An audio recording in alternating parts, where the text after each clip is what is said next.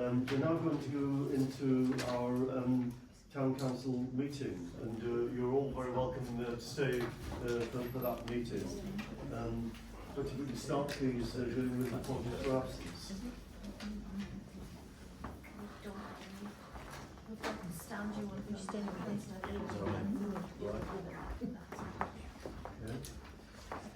Councillor Greenland had a standing. And there are declaration of interest forms if anybody's got anything on the agenda where they need to declare an interest. Can we move to the minutes of the March meeting, the 11th of March meeting?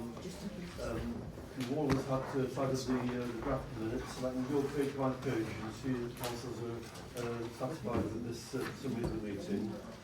On page 1, it's okay. Page 2. Page 3, page 4, page 5, and that's all of them. If council is satisfied with those, I'll try to sign and date those as a record. So I'll come back to them. We also have minutes of an extraordinary meeting of the council, which was held on the 23rd of March, and I think councillors have got a copy of that report in the papers. Are people satisfied about the record of that meeting? Okay, I'll make sure I sign that one off as well. If we could then go on to planning, and we've got minutes of the meetings, and in fact the summary that we received now to say about the planning applications that have been considered by senior players within the planning committee. Councillors are welcome to ask any questions on the applications that are listed, and perhaps turn to you, Will, for an update on the neighbourhood plan review. Yeah, if I could just come back to the actual planning matters as well. I can just we did record at the last proper meeting of the planning committee that the system of their producing lists for us to decide if we actually needed to meet was working really, really well. And on the back of that, we held a meeting to discuss the additional information provided by Lidl. John, you might be interested in this. Lidl had provided some additional information at the request of Northumberland County Council. Our feeling was that it didn't address all the questions raised by Northumberland County Council, particularly from our point of view with regard to traffic congestion and how they're going to design what will be a very complex junction if they do get planning permission.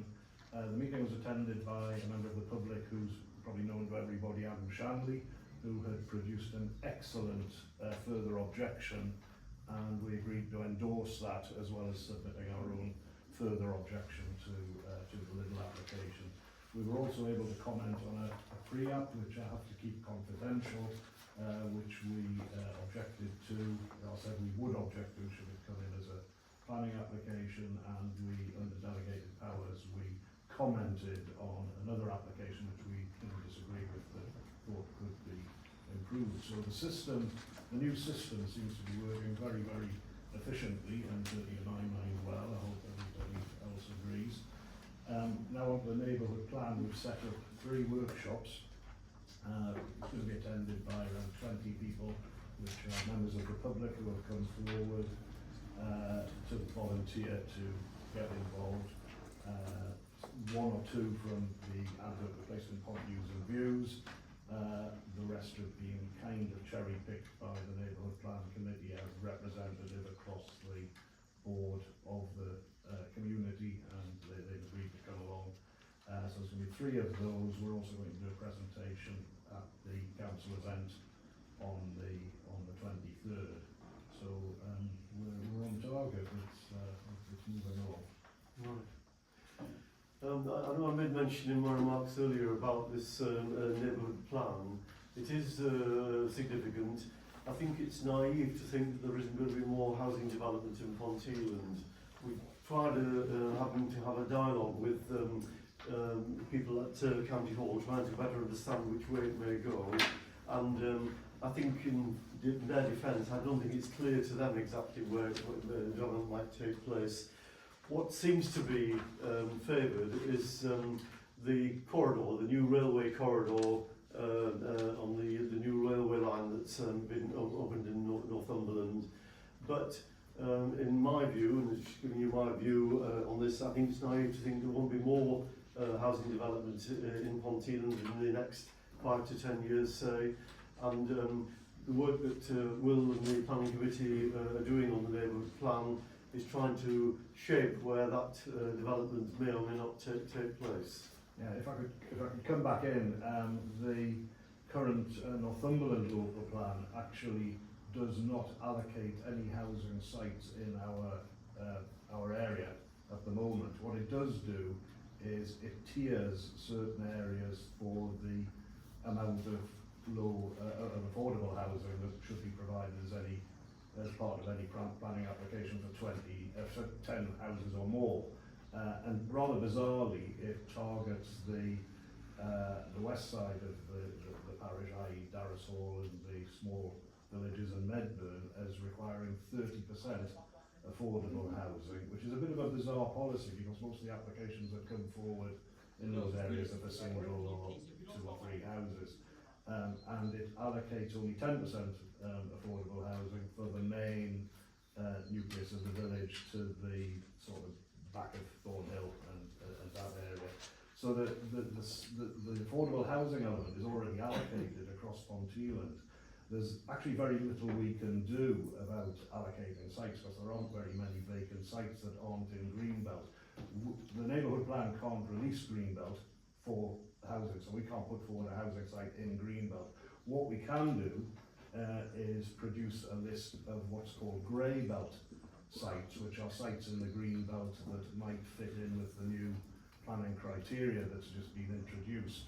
And we are going to put that up on the Neighbourhood Plan consultation if anybody has any ideas. I'll be explaining at the workshops what grey belt means, and personally I don't know of any sites that might be suitable in our area, but no doubt there's 1 or 2 in no way.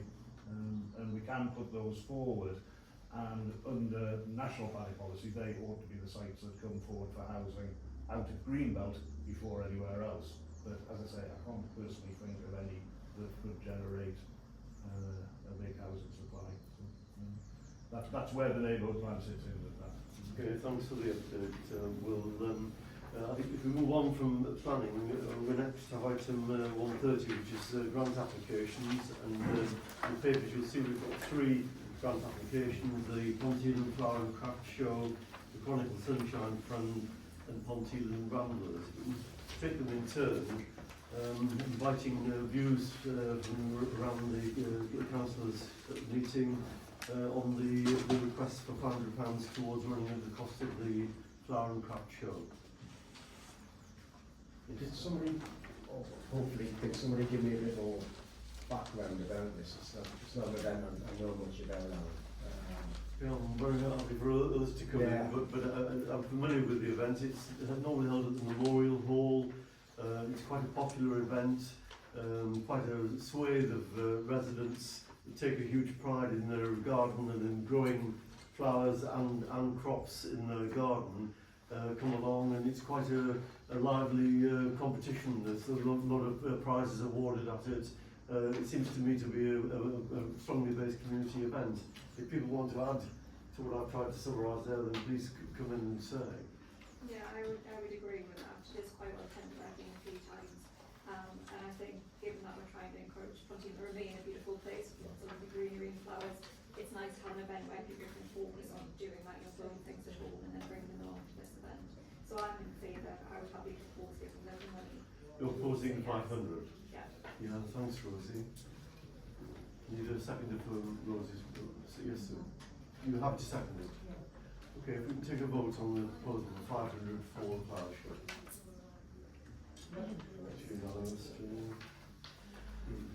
Okay, the second application is the Chronicle Sunshine Fund, and if it'll help councillors, what's happening is that Rotary Ponteland is closing as a charity, and the Chronicle Sunshine Fund, we've identified stepping up to the plate to run the annual duck race events. These are going to be the same or very similar event to the one that we're all familiar with in Ponteland. This is the Sunshine Fund asking for 520 towards the event that they're planning to run in early September. Views on this?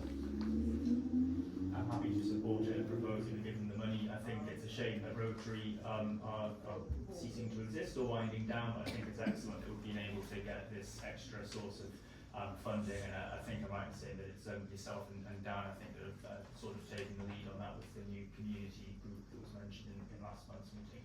So I'm happy to propose that we give money. It's up to Dan. I don't think we can claim much credit. We want to make sure these things happen, but there's an awful lot of spade work going on which we haven't done in the background. Yes, Richard? Are these items insured? Our history tells us that everything in that park, after dark, gets torched. Yeah. And Sunshine Fund are using their charitable insurance for it. Right. I'm just making sure because... No, we checked on that one, Richard, right off the bat. Yeah, it's an important point. It was always covered with Rotary with their indemnity cover, but I think you're right on the Sunshine Fund stepping up to the plate on that. Yeah. Okay, so they're asking for 520. And you'll say you're happy to support it, Kevin. And you seconded it, Sophie. Okay, we need to take a vote on that. 520 for the Sunshine Fund. Okay, that's voted through. And the third one is Ponteland Ramblers, where they're seeking £640. My view, it's been an unusual request, this, trying to organise a bus trip up to Melrose. And this is to, seems to be covering the cost of this bus trip. I'm open to views about this grant application. Yes, Dan? My view is I'm uncomfortable fully subsidising it, which I think is what they're asking for here. They're asking for the full cost of the bus that we paid for. Yeah. I think it's good to have community organisations and getting out and being active and what have you, but I'm not sure it's the responsibility of the council to fully pay for such a trip. Make a contribution to things, I guess, but that before. Yes, Kevin? Yeah, I'm also uncomfortable with it. I think that the Ramblers should be funding more of this themselves. I think that, I don't know how many people it was that they were saying they wanted to take along, but splitting the cost between a coach load of people seems like a reasonable course of action. I understand the point that they've made in relation to the particular restrictions that Ramblers put on how funds is raised and how funds can be spent. I think it can only be spent on footpaths, and that is a shame, but I think that is something they need to take up with Ramblers North East at the national level to get that changed. So your view would be not to do anything at all? It's certainly not to give them anywhere close to £640. I don't quite know what the figure is. I'm not sure you can come in on this one. I've got first-hand information on this particular topic, if I'm allowed to say. You can speak if you let them, I think. Okay, fine. Go ahead.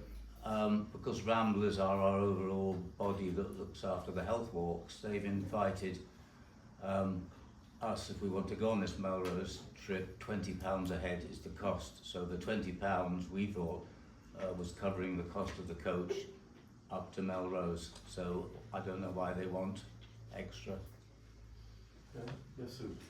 I agree with Dan and Kevin, because I think it's a first attempt, and I think to fully fund something like this it's a bit excessive, and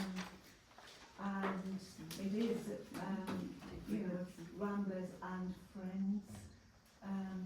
I just think, yeah, I'm all for helping people, but not to fully fund that. Clearly there's a strong view. You know, if you look at maybe 30%, 25, 30% funding towards Right, what about £150 or something? something like that, yeah. There's clearly a strong view against the 640 they're requesting. We need if we're going to do anything, we need a proposer and seconder about what we may do with the council with this. I think as well, Alan, we've got no accounts or anything to say what their income is. No. And My apologies, Sue, I have them here and I've Sorry, been circulating. we've got accounts, have we? I have got some and I had to circulate them with the papers, but I do have some theory. Not detailed, not a lot of detail, I have to say. John, if I understood your remarks correctly, you're wondering why there's any request for this funding, is that what you're saying? That's what I was saying. Yeah, we thought that the £20 a head that they're going to charge us to go would cover the cost of the coach and that trip. I didn't declare an interest on this because I'm not a member of the Ponteland Ramblers, but I was. Years ago I was part of it, and I was thrown by this request. I mean, if they decide to take a coach to Melrose, that's a matter for them. As a Ramblers group, the way it's always operated is you turn up, you have a flask of coffee, you have a sandwich maybe, and you might go somewhere for lunch afterwards, but you make your own way in your own transport or perhaps share transport, if that's that sort of thing.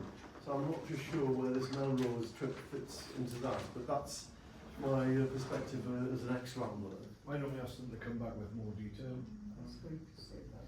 More information? Yeah, Yeah, I was going to say if you could know more about their funds, why they want it and how much they're looking at. Okay. So Bab's clearly got some information on the finances. Yes, Perhaps yes, if we thank put you. it for reconsideration at the next council meeting, and in the meantime ask them for more information about this project that we're asking you to do. What's being provided, what it's costing altogether, I mean, is there a fancy lunch included in that, or sort of £20 so we could bring the coach trip? Or Just a coach trip. Chair, can I suggest that you make a big donation and give it to the farmers whose fields they've trampled over to compensate them? Put a formal application in, Richard. In particular on the request for further information, we try to find out what the minimal viable amount that they would need from us is, because I think it's all very well and good saying, well, we'll give them some amount of money, but if actually they need all of the Get some sort of steer from them. yeah, I think we should know. I think we can, still be sceptical or scrutinise that further, but I think that's helpful. Okay, right, that's the three grant applications, and we can move on.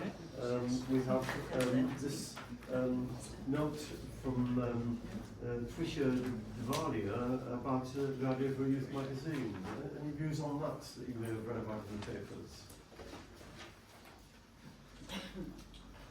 Hey, look, Yes. so- It was just a comment to try and help her. So I've set up my own magazine. I think the best thing for her is to just start digital, because there's no costs involved. I think £13 a month maybe for to get it going. But if she did it digitally, then going straight, for hard copies, I think that would. I mean, it's a great idea, definitely good for the community. But I do think she should start digitally and see how it goes. Okay, right. Let's go.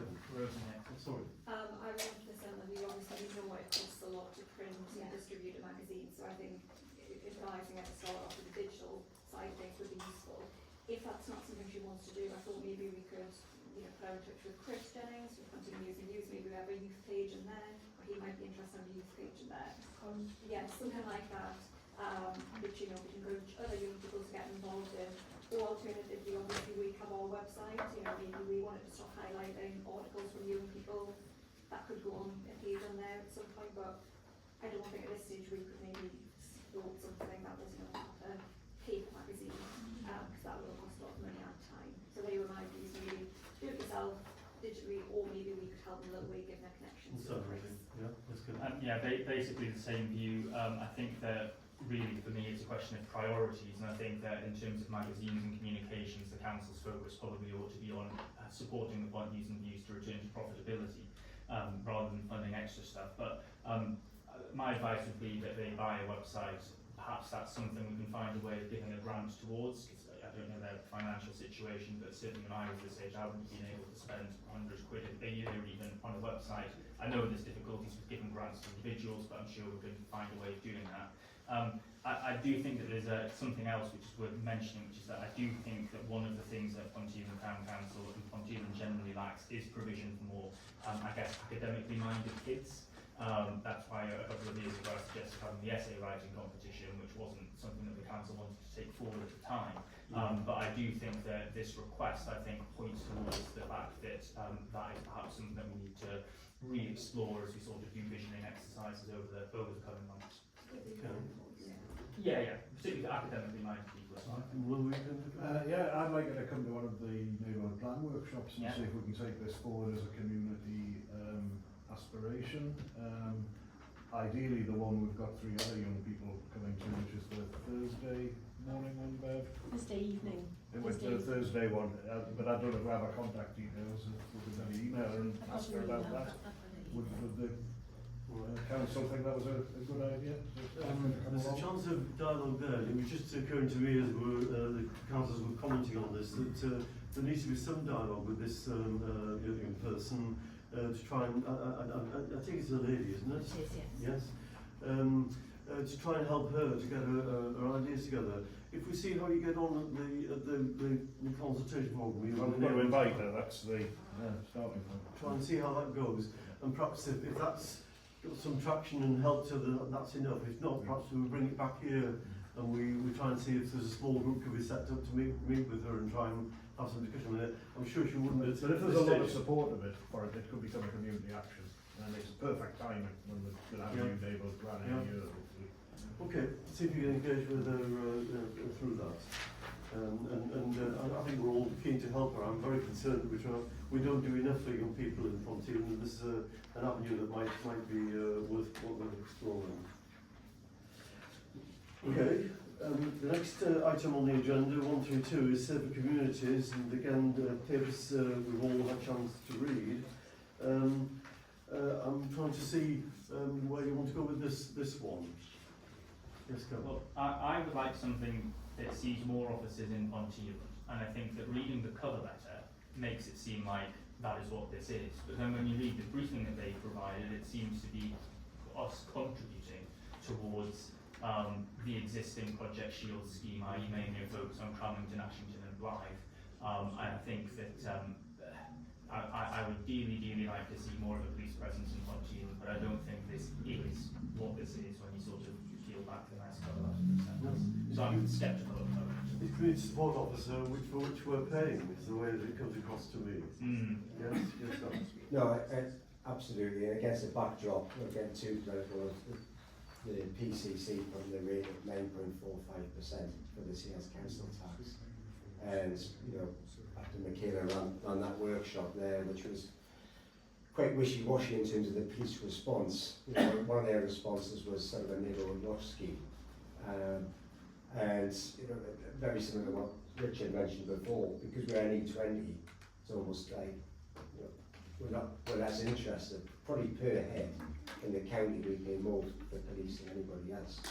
So I think we should have better reaction from the police. I don't think we should be having to subsidise civilians wandering around with a yellow jacket to do the police's job for this either. So I think we do need to engage better with the police, as we've heard from other members of the public tonight as well.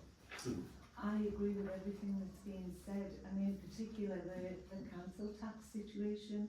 Everyone knows that the council tax has gone up and how much would contribute towards the police and the services, and this to me is a way of Ponteland Town Council contributing more, and how would our residents feel about that?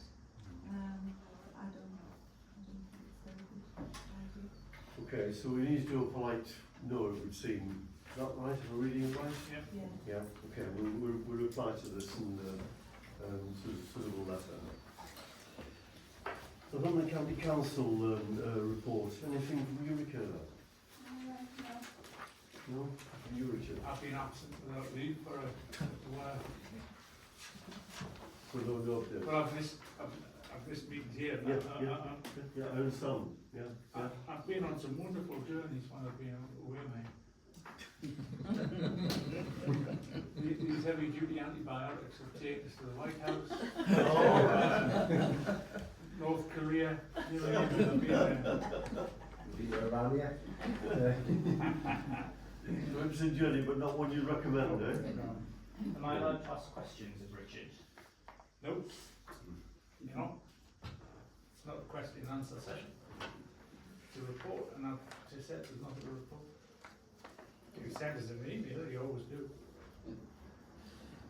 Okay, nothing on the County Council report. The Mayor's report is, I think, self-explanatory on item 134. And from there we go to the finance report, which I think is available in the papers for this evening. Any questions at all on the finance report? take there's nothing there. Chair, just to say that we have got all of the year-end accounts and invoices that have been outstanding, so I've tried to get everything in by the 31st of March, which Bev's been really, really successful this year in getting everything in. Good. Okay, Johnny. Right.